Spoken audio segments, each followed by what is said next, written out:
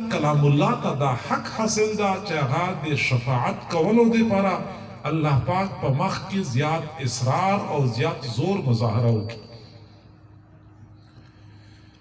خو په دې هم ځان پویول پکار دي چې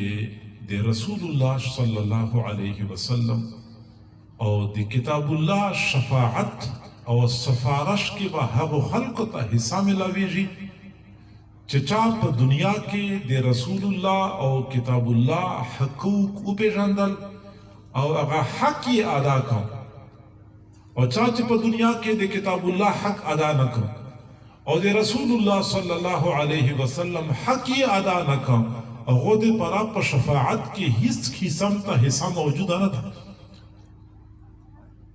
د حضور صلی الله علیه وسلم په امت باندې څه حقوق دي؟ لکه مور او پلار په اولاد باندې حق ده، خاوند په خپل ښځې باندې حق ده، استاد په خپلو شاګردانو باندې حق ده.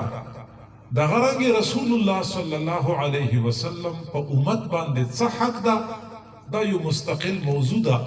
خو په دې وخت کې ما تاسو ته دا خبره مخته کوونکې ده